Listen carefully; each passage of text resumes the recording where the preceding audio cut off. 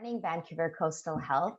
My name is Avanti, and I am the Indigenous Cultural Safety Coordinator here at Vancouver Coastal Health. Before we get started, I'd like to begin by recognizing that many of us are calling in from the unceded ancestral occupied homelands of Musqueam, Squamish, and Tsleil-Waututh nations, recognizing that these nations and peoples are the original stewards and continue to be the stewards of these lands that many of us now call home. It is my great privilege and honor to be presenting today Miranda Kelly, who is the Director of Indigenous Women and Family Health for Vancouver Coastal Health. And this conversation is a follow-up to a presentation that Miranda gave on June 1st for the Center for Gender and Sexual Health Equity, where Miranda spoke about decolonizing birth practices. And really, this is going to be looking at how we can all support bringing Indigenous birthing closer to home and into the home nations. And just a little bit of background to Miranda. Miranda is a full spectrum doula, and she is of mixed ancestry from the Stolo Nation.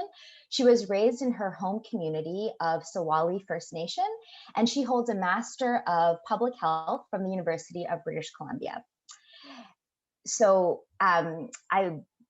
before we begin, I'd also just like to situate myself and let everybody know that I am a second-generation settler whose parents migrated to Canada from what we know today as Bangladesh, and I grew up on the traditional lands of the Dene, Dakota, Métis nations, and the Anishinaabe and Oji-Cree.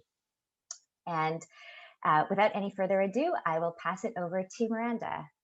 Thanks. Thanks, Avanti. So hi, everyone. Thank you so much for joining the talk today, which is entitled Birth as Ceremony, How We Can Support Bringing Birth Closer to Home.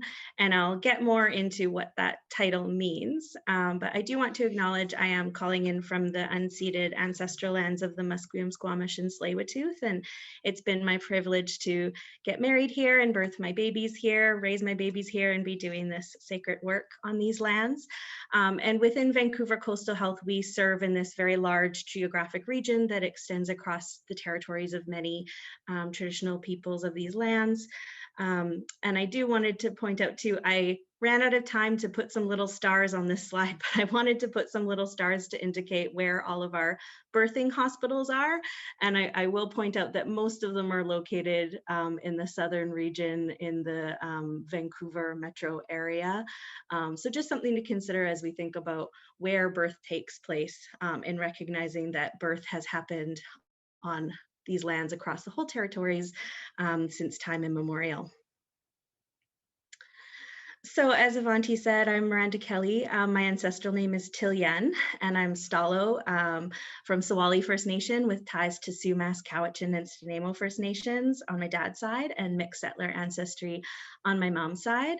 My grandparents are here in kind of the center bottom, and my extended family is on the top right-hand side with my children, my husband and his family, and my siblings and my family, all there celebrating together. And on the far bottom right corner is myself with some of my wonderful birth worker colleagues, Indigenous birth workers, aunties, knowledge keepers, who I've been really privileged to work alongside and learn from and grow together as we do this work to reclaim birth as Indigenous people. So you can see here on the left, I've got some photos of myself as I was doing some of my work as a childbirth educator and as a doula. I was working in birth work for about 2.5 years before I came and joined Vancouver Coastal of February of this year. So I was doing full-time birth work when COVID hit. And certainly that was a pretty dramatic shift in some of the ways that birth looked over the pandemic. And as the pandemic's winding down, hopefully we'll see, some of the restrictions lift and have birthing people be able to bring more of their support people, including family, back into their birthing spaces and hospitals. but I've been thinking of all of you out there who are, working and supporting birth through this time. And I raise my hands to all of you that have been supporting people welcoming babies into this world through this pandemic, because babies keep coming even during pandemics. So I wanted to open today with some reflections and to ask you, all of you, to think about back to the time when your great grandparents were giving birth. So long before we had Vancouver Coastal Health and all of our health authorities and hospitals set up the way they are today. What did birth look like for our great grandparents? What were their hopes? What were their fears? Where did their knowledge of birth come from? And what options did they have as they were preparing for their birth? When they were in labor, when they were catching their babies, who was there to support them? Who were their helpers? And how were they treated while they were in labor and giving birth? And in the communities, how were those births celebrated? And how were losses grieved for? These are some of the questions that I've pondered in my own pregnancies and in my birth work.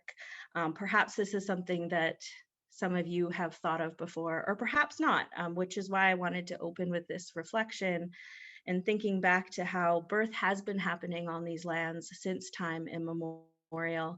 But as I spoke to in the June 1st presentation, which some of you maybe were able to attend or watch the recording of, birth looks very differently today than it did, 7 generations ago. And for many reasons, we know that the nature of birth and the beliefs and practices around birth have shifted. So as I've traveled along my journey as an Indigenous birth worker, I've started to, further explore, what does Indigenous birth mean? What did it mean to our ancestors, and what does it mean to us today? And in the Indigenous birth world, there's a common phrase that's used referring to birth as ceremony. And so that's captured in the title today, really acknowledging that birth is a sacred ceremony that connects Indigenous people to the land.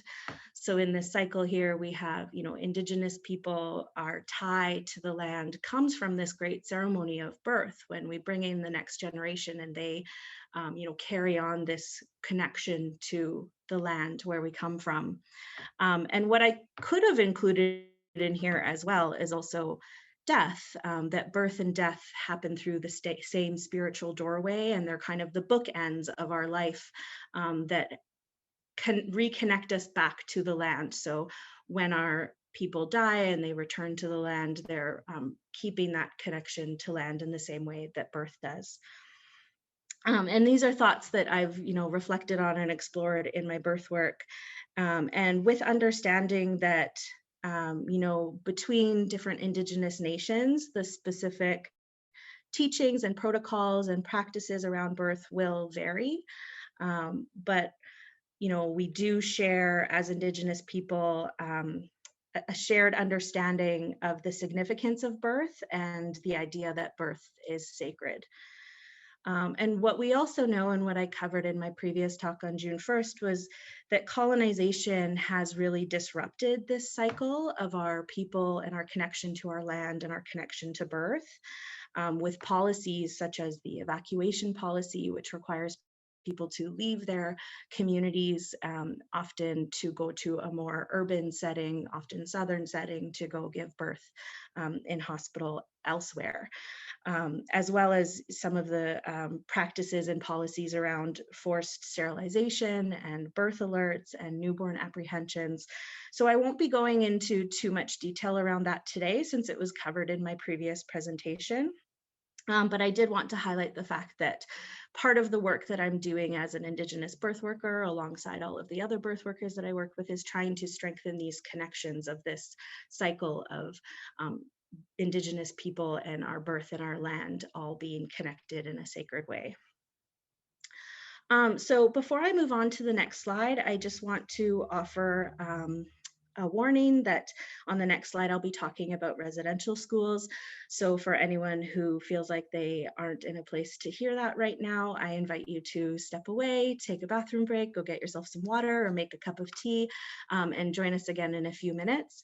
It'll just be the next slide talking about residential schools. So here we go. So I wanted to talk about some of the recent recovered children from the sites of Indian residential schools. And I know this is a very difficult topic, but I think that it's also really important that we sit with that discomfort of these numbers of children that have been recovered and what this means. So on the left hand of this chart, I have just some of the sites that have been explored where remains have been recovered in the past month and a half or so. And on the left, or sorry, I have pulled some numbers from PHSA, the Provincial Health Services Authority, number of births by facility here in BC in the year April 1st, 2019 to March 31st, 2020. So these are numbers representative of roughly how many births we see in a year. And I pulled out specifically some of the numbers from our Vancouver coastal sites that support birth. So if you compare these, you know, the 215 children that were recovered from the Kamloops Te-Shequetmik site, you know, that's about 75% of the births that happen at Squamish General Hospital in a year. If you can imagine what that's like for a community to have, essentially, if we lost an entire year's worth of births from one community. The 182 children from the Tanaha Nation, you know, that's twice as many births as 1 year of births in Powell River General Hospital, and more than all of 1 year's worth of births at adult hospital. And the 751 children recovered from Cowessess First Nation in Saskatchewan is more than all three of those hospitals combined.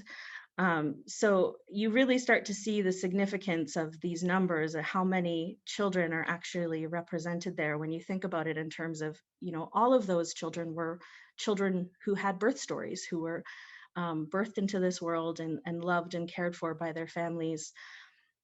And all three of those schools combined is about the number of babies born at home with a healthcare provider over that 1 year period. And we know that these are just 3 schools. There's many more schools to be explored. I just saw a headline last night about over 160 being found from the Cooper Island Residential School, which is also located here in BC. And the final report of the Truth and Reconciliation Commission estimates that between 4,000 and 6,000 children died in residential schools across Canada. And that's more than all of the births in 1 year at Lionsgate, Richmond, and St. Paul's hospitals combined. You know, what would happen if we had a year of no births at these hospitals? What would that mean for our health system? What would that mean for us as healthcare providers? How would expectant parents in our communities feel? What would the broader impact on our communities be? This is what the evacuation policy has done by removing births from our communities. We have entire communities that have not seen births in generations because of the evacuation policy. And that means that those communities are only seeing death. They're not being able to celebrate birth. And when these children were taken away to residential schools, they left behind entire communities without children. And it's hard for us to imagine what our communities would look like with no children. And it's really important that we understand that these are not just numbers. These are children with names, with birth stories, with families, with hopes and dreams. So we really owe it to all of these children that we do our best in the roles that we hold today to protect Indigenous babies and children today, tomorrow, and onward. So if we were to end the evacuation policy and other colonial policies that have shaped birth today, does that mean that birth would go back to how it looked 7 generations ago? Probably not. Because we know that we have had change in technology, um, modern technology that is now available to us that wasn't available to our great great great great grandparents. We also know that we have a lack of some rural and remote infrastructure and staffing to support birthing in those locations, which is, part of the reason that perpetuates this evacuation policy, is that we have communities that don't have a hospital that can support birth. We also know that we need more rural and remote midwives, and just more midwives in general, and absolutely more Indigenous midwives as well, which is something that I'm always advocating for. And we also know now that birthers have their own personal preferences. So, even if, we ended the evacuation policy, there may be folks who still prefer to travel and to birth at a site away from their home community. And we also know that folks will have complications in pregnancy that may require them to have access to technology that isn't available in their local hospital. So this presentation that I'm giving today, Birth as Ceremony, How We Can Support Bringing Birth Closer to Home, that doesn't mean that I'm advocating for everybody to have a home birth. I'm using home kind of metaphorically, although I certainly support people to have home births if that's their choice. I'd love to see every pregnant person have that option. As a doula, I loved supporting home births. I had my own home births for both of my daughters. And I love home birth, and I believe in the power and the safety of it. But that's not the right choice for everybody. But when I think about bringing birth closer to home, I do think of, having the option to birth in one's own traditional territory, if that's what they want to do, to be able to stay as close as possible to home and be close to their family and their village and their support network. And I also think of bringing birth closer to home more metaphorically in terms of having choice, having informed consent, having bodily autonomy, having access to information, having access to the providers of choice that the pregnant person wants, to choose who their support people are, who are present to support them during labor and birth, to choose where they want to birth, whether that's home or hospital. Having the feeling of power of, bringing their ancestors into the room wherever they are, to feel that safety and that comfort that we feel when we're at home. Like, what is home? Home is the place where we feel safe, where we feel comfortable to be ourselves, to make decisions for ourselves, to choose who is around us. So bringing that, sense of home with us wherever we go to birth. I also wanted to speak about some of my personal beliefs around birth, that I try really hard not to bring my own biases or my own judgments to birth, especially when I'm coming in to support someone as a doula. I don't want to impose what I think birth should look like for them. Nor do I think that, medical intervention is bad or unnecessary.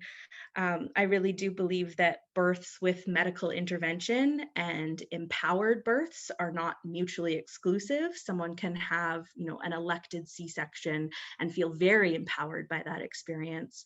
Someone can have an unexpected home birth and feel very empowered by that experience, or anywhere in between. So I like to draw on one of my traditional teachings of taking the best of both worlds. And that's something that some of you may have heard referred to as two-eyed seeing, but it's the idea that we take from our modern world and our modern technology and, the Western biomedical approach. We take what's best from that for us, and we also take what's best from our Indigenous teachings and our Indigenous ways of knowing our cultures and our practices, and we can bring them both together in a way that supports us in the best possible way. So I do believe that empowered births can happen anywhere, anytime, that there is no right or wrong way to birth. And one of the mantras that I used as a doula when I was heading into any birth was that it's not my body, and it's not my birth, and it's not my baby. To remember that I'm there as a support person. I'm not there to judge or to make decisions on behalf of the person in labor. It's their body, it's their birth, it's their baby, and it's their choice. So I welcome you to use that if that resonates with you in the work that you do. So one of my teachings is that pregnancy itself is ceremony as well. And pregnancy is a really great opportunity for Indigenous folks to reconnect to their teachings, to their village, to the land and to plants, to foods, to ceremony. For some folks, pregnancy is the first time that they start asking these questions to themselves about, well, how did my ancestors birth, and what did birth look like traditionally, and what are some of our teachings around birth in my culture? Certainly for myself in my first pregnancy, I started asking myself those questions, and I hadn't really thought about it before because I hadn't been pregnant before, so I just hadn't really thought about it. And sometimes when I, as a doula, was supporting families, it was a time for them to start thinking about, well, actually, like, maybe this is an area where I want to reconnect to my culture and learn some more. And other times people already had a pretty good sense of, how they wanted to bring their culture and their spiritual practices and beliefs into their pregnancy and birth experience. But I think in terms of how we as providers or support people can support Indigenous folks in pregnancy. As a primary healthcare provider, I think it's really important to start building that relationship. One of the first questions that I would ask my doula clients is, how's your relationship with your healthcare provider? And how they chose to answer that question is usually pretty telling of whether or not they felt they were being heard, that they could ask all of the questions that they had, that they trusted their healthcare provider, and that if they had a good relationship with them or not. So one of the questions that I would ask is, are there any spiritual or cultural protocols or practices that I should be aware of? How can I best support or hold space for your cultural practices in your pregnancy, in your labor, and in your postpartum period? And I think pregnancy is a really great time for us to try to support Indigenous folks who desire to have some more Indigenous support and Indigenous culture in their experience, to connect with elders or Indigenous midwives or doulas, or to seek out prenatal classes that are by and for Indigenous people, or other community programs that may support what their interests and needs are during pregnancy. So just as an example, I had one doula client who was really wanting to reconnect to her traditional language. And even though she wasn't living in her traditional territory, she was actually able to connect to an online language class, which we helped her enroll in so that she could start practicing her language during her pregnancy, because that was something that was really important to her. And so speaking of language, my birth practice has really inspired me to seek my own reconnection to my traditional language of Halkomelem. During the course of my birth work, I was really privileged and honored to teach some doula training workshops, and one of them was in Kwakwaka'wakw territory, and the folks that attended that workshop all really spoke of the importance of language as a part of reclaiming birth. And it made me think about how I wasn't really doing much work to reclaim my birth at that time, my language at that time in my birth work. And so I started to reflect on ways that I could try to reconnect and bring language into my journey as a birth worker. So I started to look into Halkomelem and try to learn some words, and I found it really interested as I've started picking up some of these words to see some connections. So Tamo means land or Mother Earth, and Welmo means the person of the land or the First Nations person. So we refer to ourselves as Welmo. And I found it really interesting that the word for belly button, or like the connection to the mother, is mohea. So all three of these words have that mo as like a root of the word. And I think it's really interesting how that connection between Indigenous people and land and birth is actually coded into our Halkomelem language. So if you speak the Halkomelem language, you already have that understanding of how birth and language and people are all interconnected in this sacred circle. So I think it's really beautiful. This is one example of how our languages can help us bring birth closer to home. So when we're thinking about how we can support folks, not forgetting the importance of our Indigenous languages. And some of the families that I've supported as a doula have been reclaiming their language in pregnancy and birth by, like I said, taking language classes or speaking the first words to baby in their traditional language. So before anyone says anything, in those first moments that baby is born, to have an elder or somebody in the family speak in the traditional language so that that's the first language that the baby hears. And many of the families that I've supported have given their babies Indigenous names.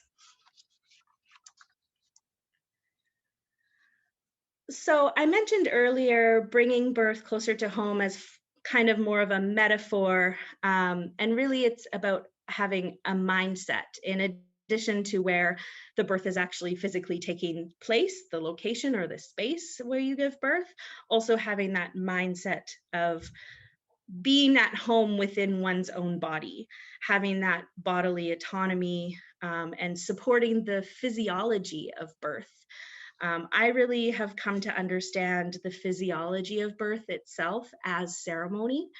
As I attended births and had the chance to reflect more on some of kind of the common ways that birth unfolds, it's really typical to see people in labor doing different movements and moving into different positions, holding their bodies in certain ways or different ways, and starting to vocalize. Maybe they're crying, they're sweating because their body's working really hard. Often there is, blood associated with the labor and birth. And then of course there's the baby itself who's participating in the physiology of birth. The baby comes and does their little dance through the pelvic bones. But all of this, this physiology, I think about our winter dances in the longhouse and how there's also very specific movements and positions and vocalizations, that there may be sweating, there may be, tears that come out through that process, but that all itself can be ceremony, it can be healing, it can be connecting us to our ancestors and allowing us to be really present in the moment, in the process. I also found it really interesting as a birth worker, just some of the, things that I would notice, the patterns that I would notice about, a shift in the labor often happening around the time of sunrise or sunset, which is a very ceremonial time for us. And also the idea that myself as a doula, I was there as a witness, and it's very common in our Coast Salish territory to call on witnesses. And that's a really important part of the ceremony, is to have that witnessing. And ultimately, the process of labor is a process of transformation, and often ceremony is that for us too. In times of change, in times of growth, we turn to ceremony. Ceremony helps us to transform and to, achieve this goal that we have. So I really like this image here that is credited to Katie Atkinson. So you see all of these people in labor in all different kinds of positions. And can you tell just by looking at this, who's in ceremony right now? You can't really tell, it looks like people in labor, but can you tell just looking at them who's in that mindset of like, I'm in ceremony right now? And it just really speaks to me to our need as witnesses in the birth experience to let go of our assumptions of what Indigenous birth ceremony looks like. It's going to be personal to each individual, and there's no right or wrong way for them to do it. So one of the best things that we can do as support people is really to just support that physiology and try to allow it to unfold, and try not to interrupt the process that's unfolding organically in front of you. I've definitely had people before, think that ceremony and birth must look like having elders drumming and singing and having cultural items. And it could be that, but it might not always be that. So really recognizing the importance of calling out our own assumptions, and trying to let go of whatever those assumptions are, and for each person just showing up in a really open-minded way. And hopefully as a care provider, if you're building that relationship throughout the pregnancy, you can have some more of those conversations and come to an understanding of what to expect, what you might see, what sort of ceremony they intend to bring into the birth, and asking, like, what is my role in that? How can I support that? Is it best for me to just step back and let it happen, or is there something specific you'd like me to do to support it moving forward? So I think it's really important to go through some kind of basic things about supporting someone in labor. So when somebody's in labor, whether it's at their home or in the hospital, I think it's really important that when we arrive as a support person, as a care provider, that we ask permission to enter. We ask permission before we touch them. This is something that Elder Roberta Price talks about. She supports births as well, and she says that when she comes in, she'll ask permission to enter in the same way that she would ask permission to enter someone else's territory. That the person in birth, that's their territory, and when they're birthing, even if they're in a hospital room, that becomes their territory, their land, their home. And so we respectfully ask permission to enter. As a doula, I noticed it's pretty common for people to just come walking right into the room. And sometimes, it's not really noticed, but other times it can be disruptive. So, it's helpful to be able to knock, ask permission to enter, let them know that you're coming in, or ask if it's okay to come in right now, or if there'd be a better time to come back later. And once you're in the room, to really respect the tone of the room. So sometimes, you've got the low lighting and maybe like LED candlelight going or some soft music playing. And it can be really disruptive when someone just comes into the room and flicks all the lights on and turns the music off. It can quickly shift the vibe of the room. So if someone has set that tone, let's try to match that tone when they come into the room. Another thing that I think is really important is being able to meet people where they're at. So entering the room, if they're, lying down in the hospital bed, to be able to go and sit beside them and be at eye level.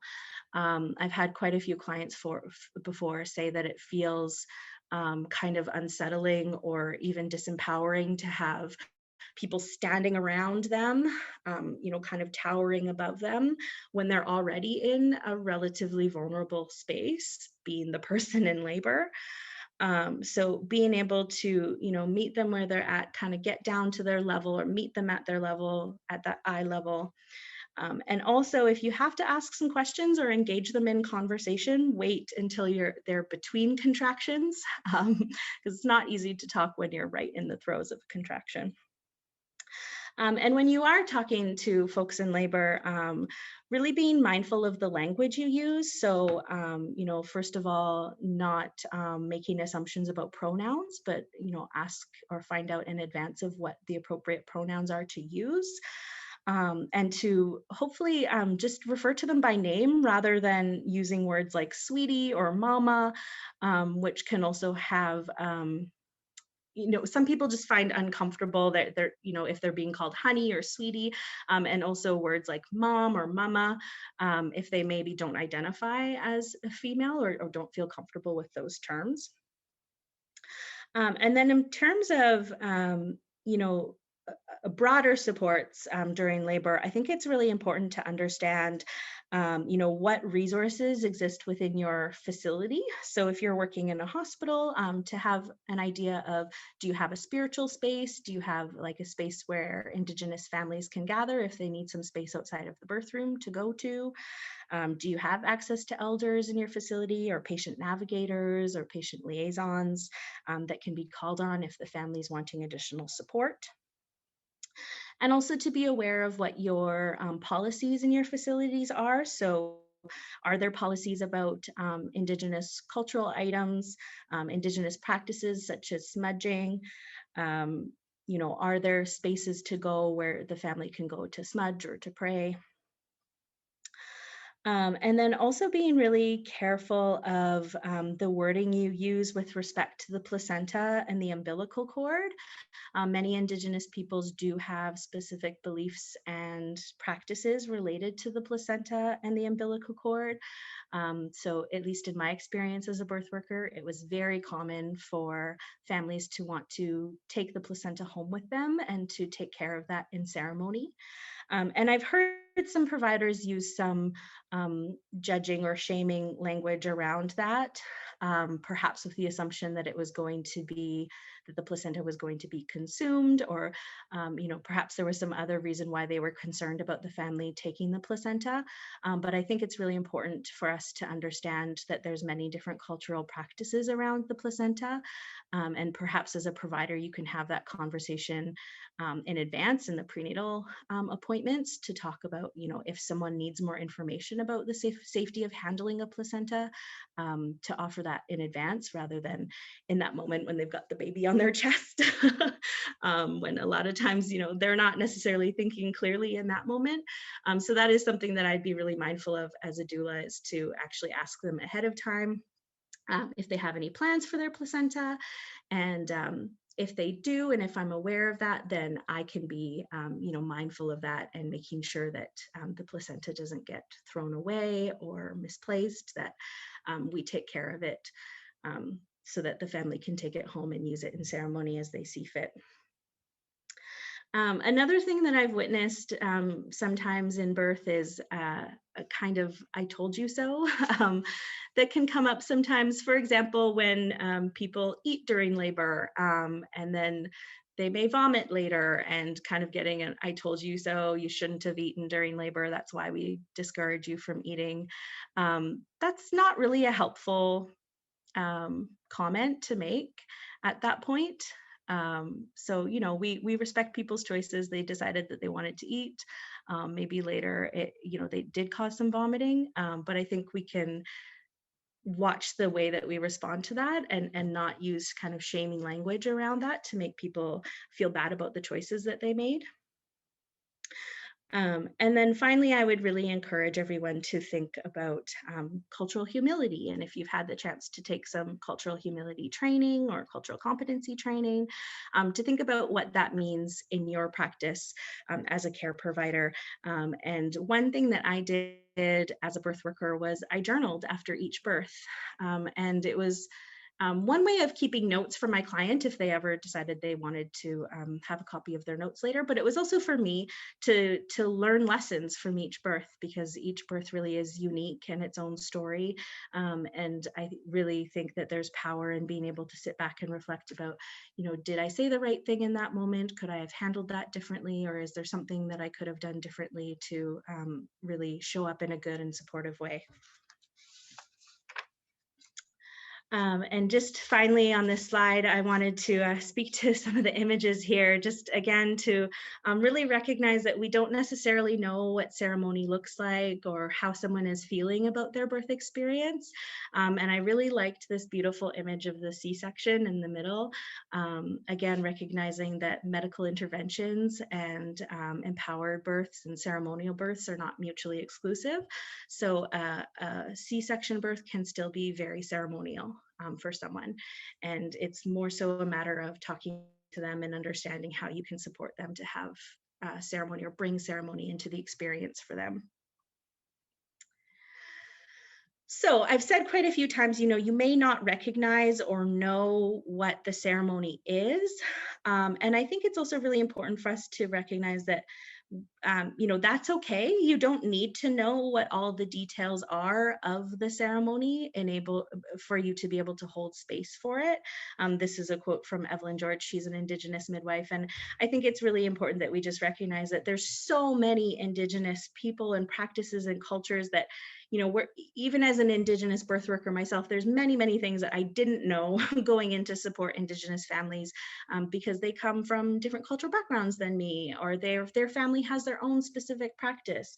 And I don't need to know all the details of that. They don't need to tell that to me in advance for me to be able to show up in that space in a respectful way. And I also wanted to speak to the importance of recognizing cultural appropriation and trying to avoid cultural appropriation as supporters.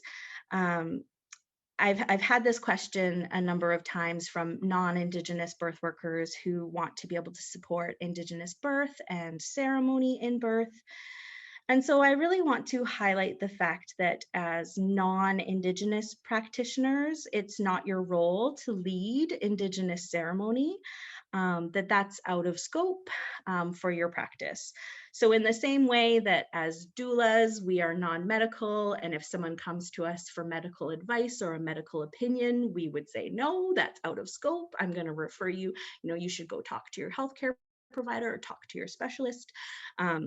If someone comes to you and you're a non-Indigenous person and they're asking you, I want to learn more about Indigenous ceremony or Indigenous practices in my pregnancy, it's not your job to just go find out that information or lead them or teach them, but you can refer to others. You can refer them to Indigenous elders or Indigenous knowledge keepers or Indigenous birth workers.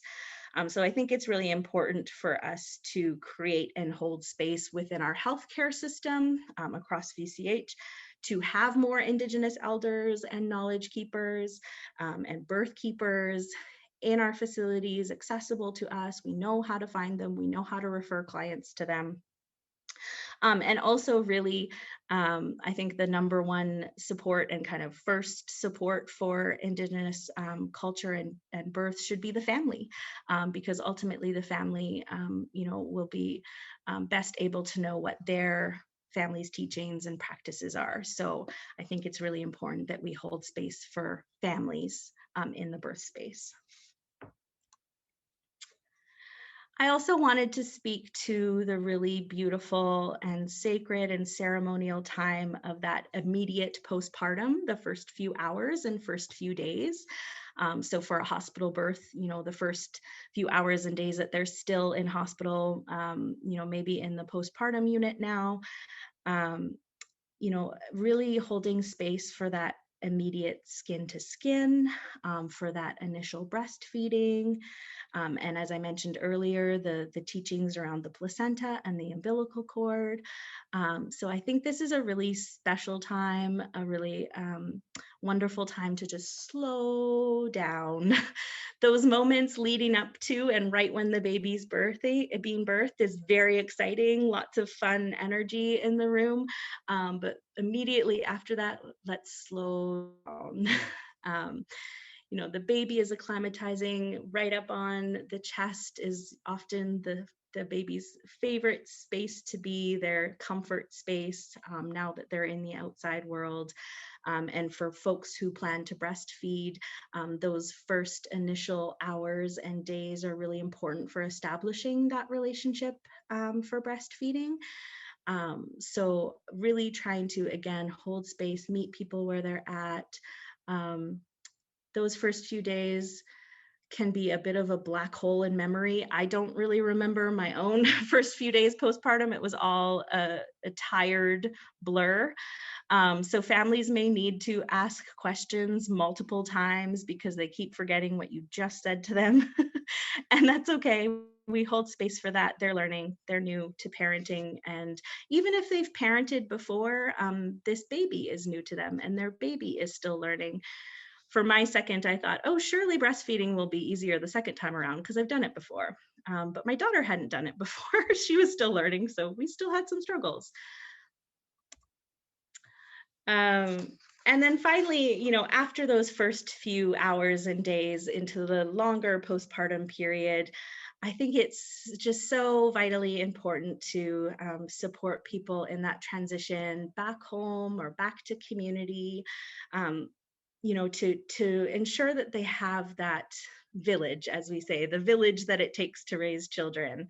You know, I had my own postpartum struggles after my first was born, and in the photo on the left, this is my second born, my youngest daughter.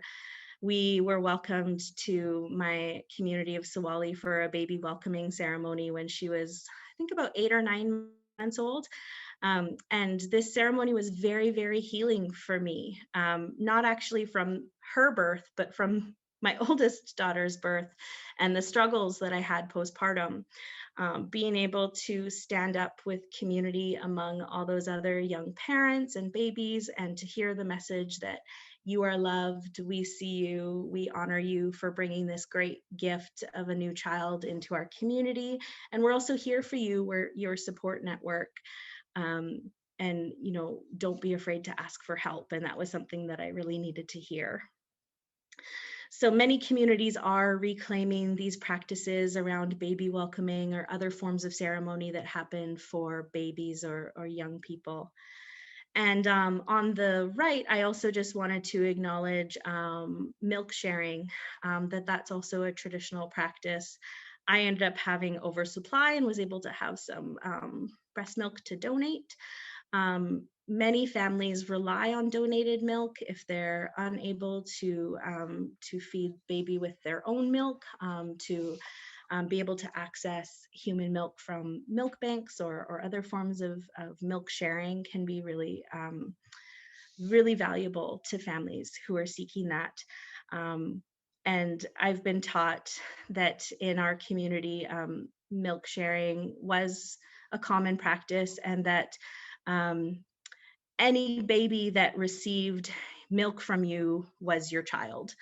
And I think that's a really beautiful way of forming connection and a sense of belonging, that, you know, these babies belong to all of us. They belong in this community, and we're all responsible for the well-being and safety of these babies. So just going back to this circle, this cycle, I put in the Hulkamelam words for this. So Huelmo, the indigenous people, Tamo, the land, Moea, the belly button or the connection to our mothers. And in the middle, I put A Stelmo, good medicine. So the way that our families, our elders, indigenous birth keepers are working to strengthen these connections and reclaim indigenous culture and ceremony in birth is good medicine for us. And before we move on to Q&A, I just wanted to also acknowledge all of you joining today who are healthcare providers. You know, I mentioned earlier about how challenging working through COVID has been. And birth work definitely called on me to really reflect on my own self-care. And I had to develop and practice rituals around my own self-care in my birth work. So I attended a lot of births at BC Women's, and I had my favorite cedar tree near the hospital that I would park close to and go visit the cedar tree before I went into the hospital, and then visit that same cedar tree on my way out of the hospital, so that I was letting go of that which I didn't want to carry into the birth, and then letting go of that which I didn't want to carry home with me. And I think it's all really important that we all do this. We all think of ways that we're caring for ourselves in this work, especially when it gets really hard, like during a pandemic. And I included this quote from my dear friend and sister and fellow birth worker, Danette Jubinville. She said, "The better we take care of the medicine people, the better the medicine is going to be." And she was speaking in context of our Indigenous medicine people, our healers, our spiritual people. But I think it applies to everyone that works in our healthcare system, everyone who practices medicine, who is a caregiver to other people. As caregivers, we need to take care of ourselves, and when we do that, we're going to be able to do our jobs better. So this is one of the ways that I have internalized the question that Layla F. Saad poses in her book and her podcast, How to Be a Good Ancestor.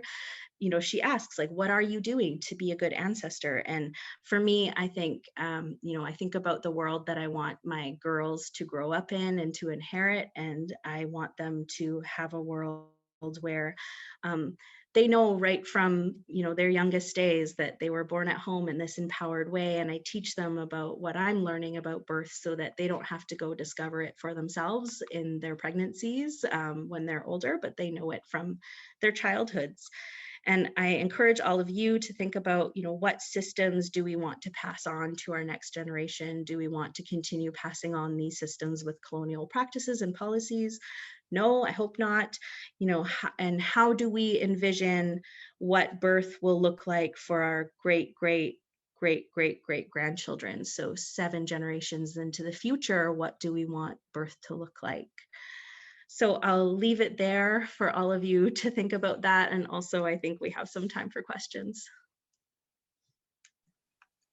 Thank you so much, Miranda, for that moving presentation. Your insights and just the way that you share your knowledge and wisdom, I think resonated with all of our audience. One of the things that I think particularly resonated for me was when you were speaking about language, and you mentioned that when we think about reclaiming birthing practices, and more specifically reclaiming language, how that's all interconnected. I really liked that particular slide that you presented, and I was thinking about the word for belly button and how that is another word for that is the connection to mother. I think that that is something that a lot of us can think about in terms of decolonization practices, and also in terms of thinking about identity, how when we speak in another language other than English, if we do have if we have a mother tongue that is different from English, how that's really important for us to be able to practice. And you mentioned the story about the mother that was taking language classes while she was pregnant. I think that that is a really powerful indicator of how important it is to think about how we situate ourselves and how language plays a central role in identity. You also mentioned bringing respect into the birthing room. So when healthcare providers come into a space, they often don't necessarily ask for permission to touch an expectant mother. And I think that that's something that all of us can really think about, especially when it comes to circle agreements. I forgot to share some circle agreements earlier, but I think your presentation really spoke to some circle agreements that we can think of in terms of respecting others and being mindful of the place that you're in, making sure that we're always present and bringing our best selves into the work that we do. I know that when we're in this busy world where there's so much stimuli affecting us, it's often difficult for us to think about making sure that we're bringing 100% of ourselves into the work. So perhaps that's something that we can reflect on. And I also really liked your slides. I think that when you provide these visual aids, it's something that we can all look at and think about, especially with respect to the fact that a lot of us learn in different ways. And so when you're presenting this information, it's a powerful tool for us to be able to reflect upon. Some of the questions that have come into the chat box are asking, let me just pull it up here.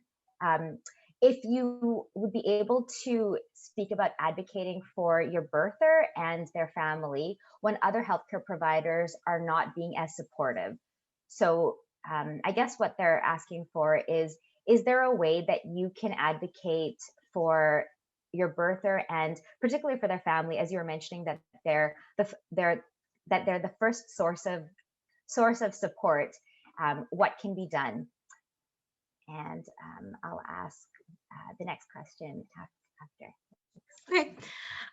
Yeah, I mean, great question. And it's something that I think we, as doulas, think a lot about. How can we, advocate for our clients in a way where we're not stepping in and making decisions for them, or speaking on their behalf, but we're supporting them to, find their own voice and advocate for themselves. And I think one really important way is having the family there.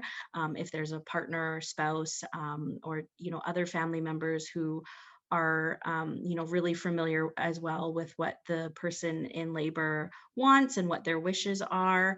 I have had clients who say, like, I'd actually really like my husband or my mom to be the one to make this decision. And respecting that, like, that's their choice to delegate someone to make that decision.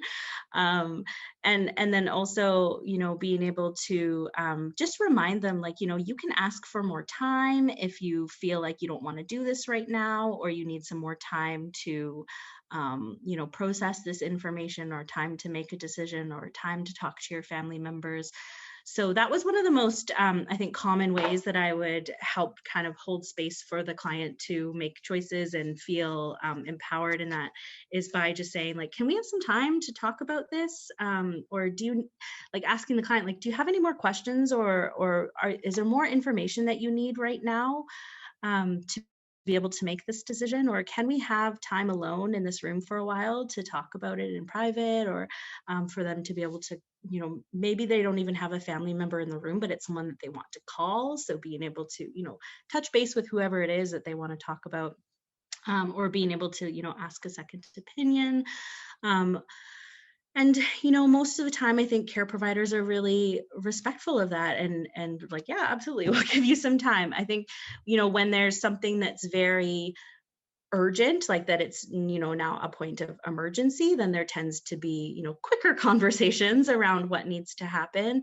But usually you can, the care provider will make it clear that, like, this is something that needs to be decided right now, versus, it's always fair to ask, like, is there more time? Is this actually an emergency, or can we wait and can we talk about it?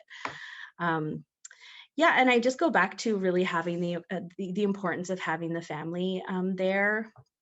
I think this is one thing that's been really challenging during COVID, is not being able to have more support people come to the hospital.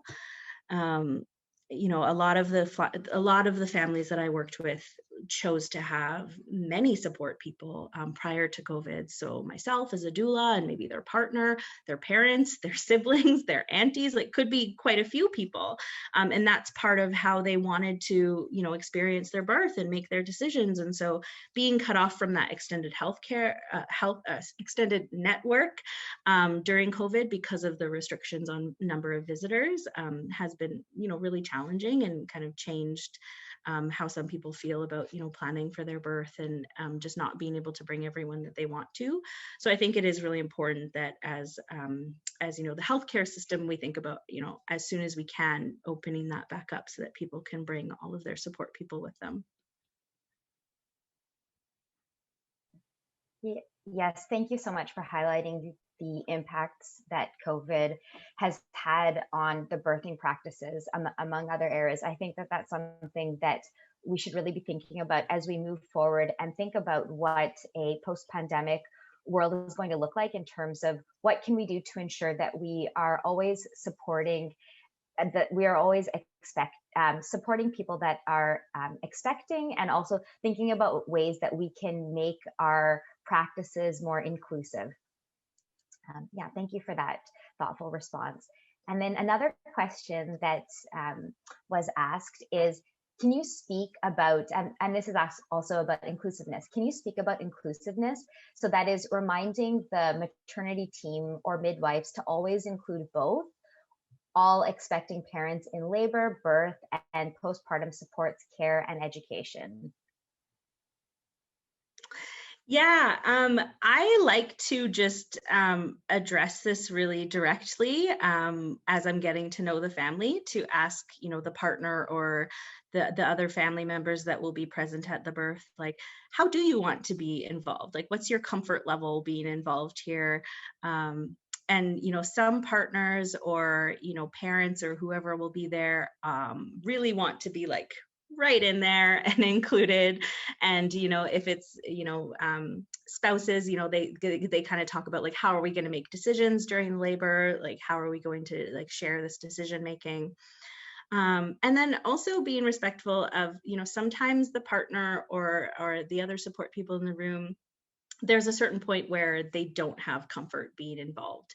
And there's times actually when they might need to even just step out of the room and not be included. So I think it's really important, going back to not making assumptions. Like we don't assume that somebody is going to have a specific role or what their role looks like, but to try to have those conversations in advance if you can, if you're providing prenatal care, to have those conversations throughout and get to understand to what degree these support people are going to be involved. But yeah, I think it's also really important just to like use your kind of human common sense when you're coming into the room and you're matching the tone, to also look at like, where are the support people? Are they off to the side and kind of in their own conversation, or are they like right there bedside, like fully engaged, also asking you questions? Like, because that might give you a sense of like what their degree of comfort is. But it doesn't hurt just to like make eye contact with someone, get someone's attention, and ask them like, how you doing? And sometimes they might be like, oh, actually I was just a little nervous to ask a question, or I didn't interrupt. Or actually they're like, I think I need to leave the room, can you point me to where the waiting room is? You really speak to the human element when we're in a space, and I think perhaps in the zone it can be difficult to think about those actions that perhaps come naturally to us.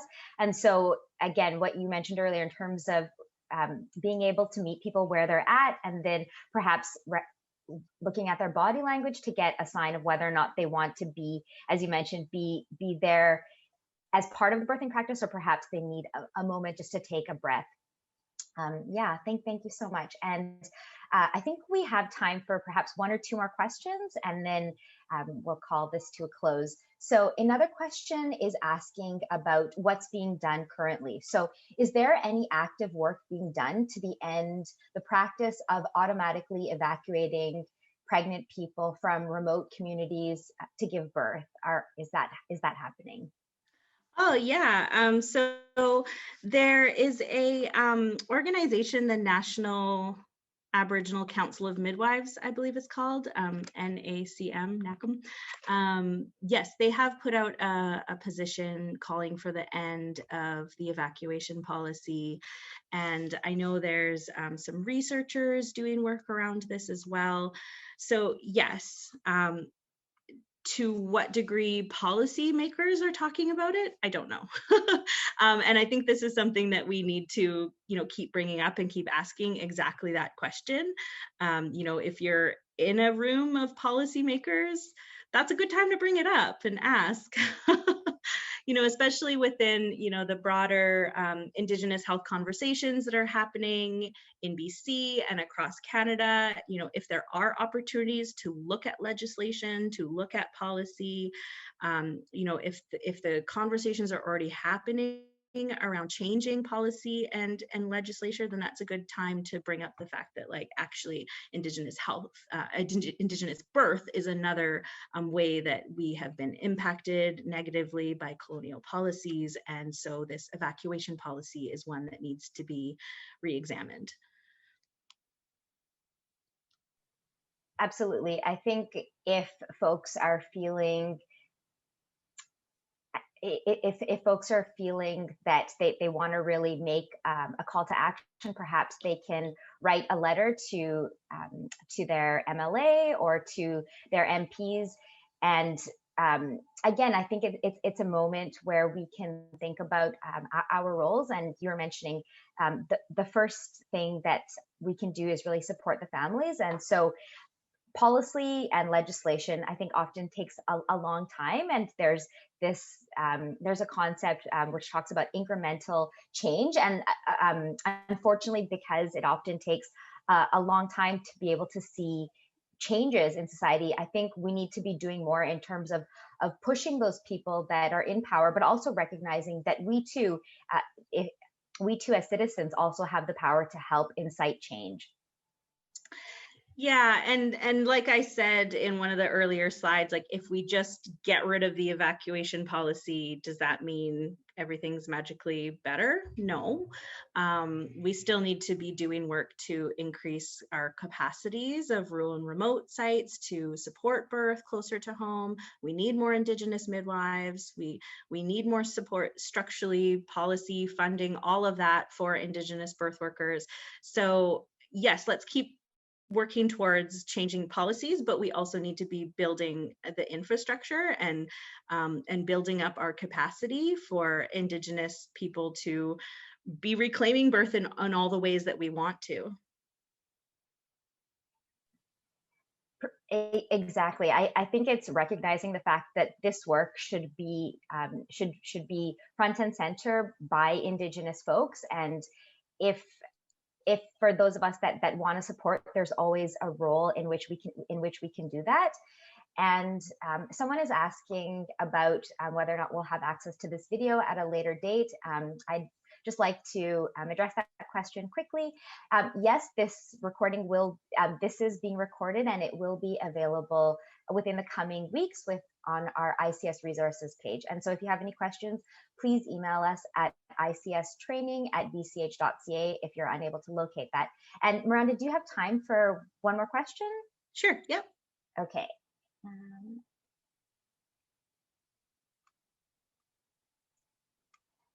Okay, so we have a question that's asking, how can single people without children support their friends through the pregnancy and birthing process? They're wondering what they can do.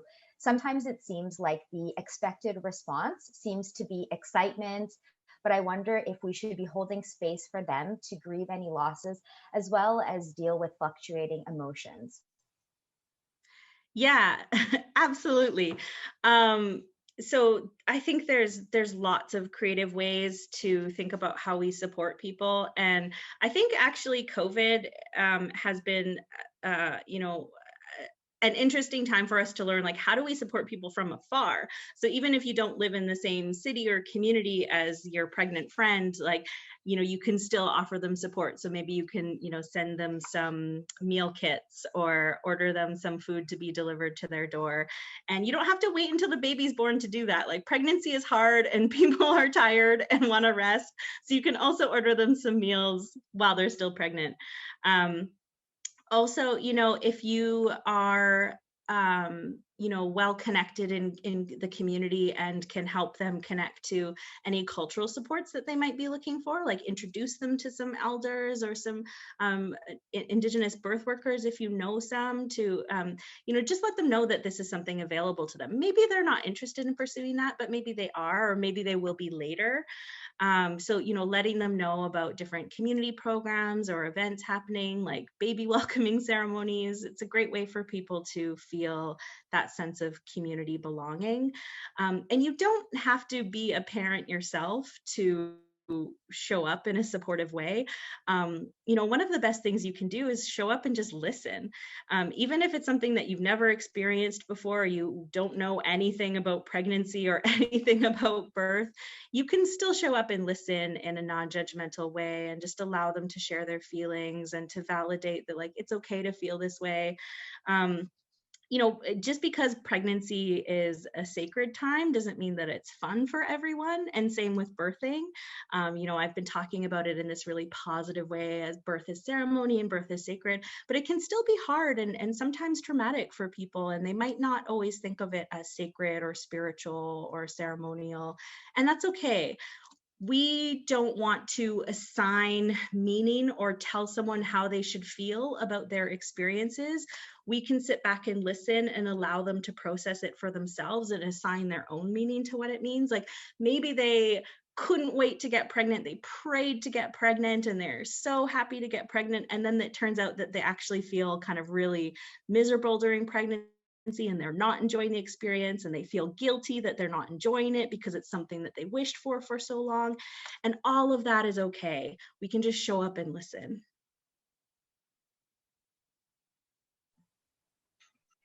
Yes, absolutely. I think that's something that everybody can do is show up and provide an attentive ear and make sure that we're participating in actively listening, being present, as you're mentioning. I'd like to, again, just thank you so much, Miranda, for taking this time to share your words, your thoughts, and your insights. I always learn. I always learn so much whenever you're presenting.